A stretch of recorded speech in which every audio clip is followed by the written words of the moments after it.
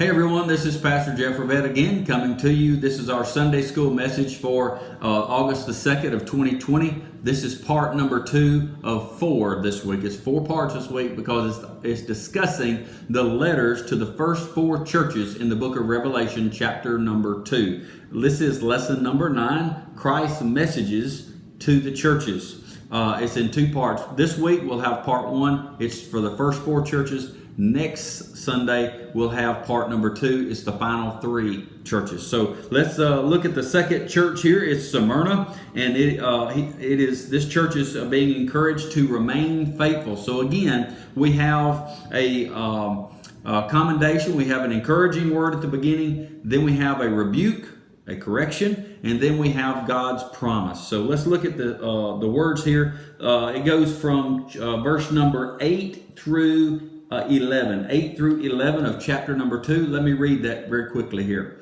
Verse 8 of chapter 2 of Revelation says, "And unto the angel of the church of Smyrna write, These things saith the first and the last, which was dead and is alive.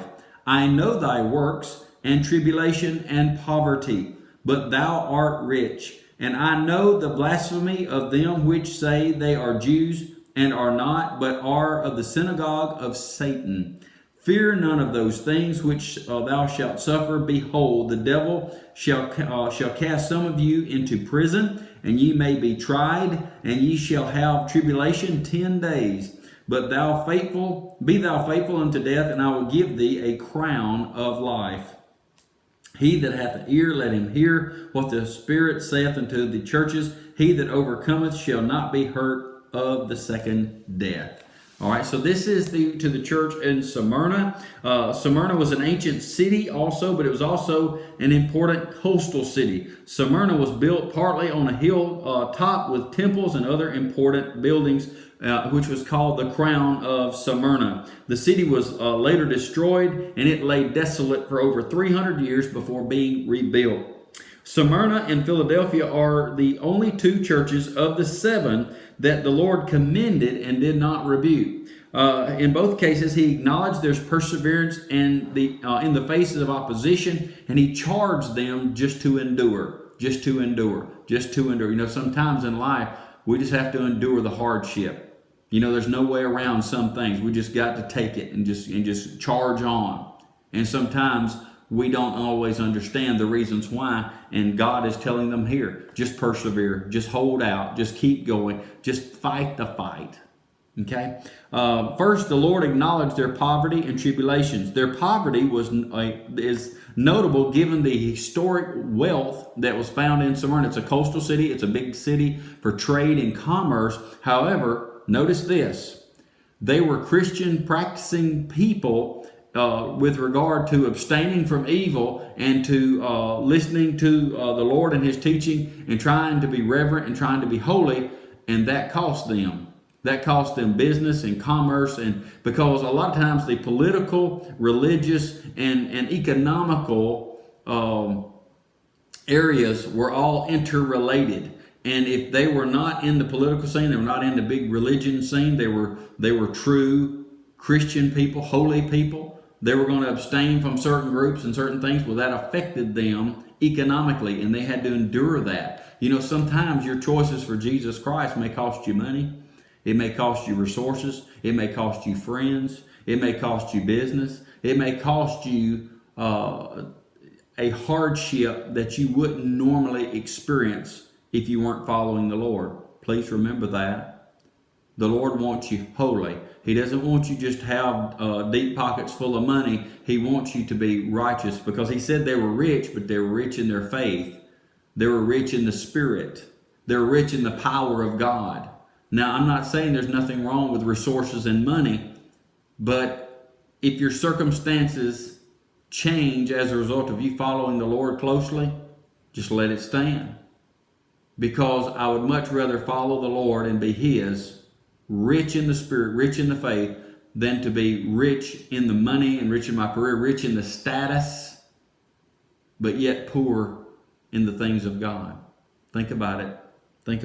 Okay? They refused to participate in the world's activities, and they suffered for that.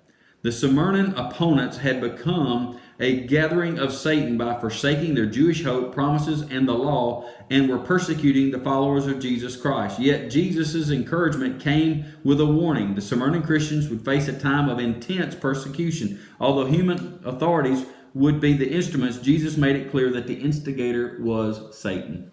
Satan is behind the systems of our world that does evil. It's through the hands of evil men, but Satan instigates. He's the one that's whispering in the ear of people in the flesh that are walking with evil intentions. It is the enemy is Satan.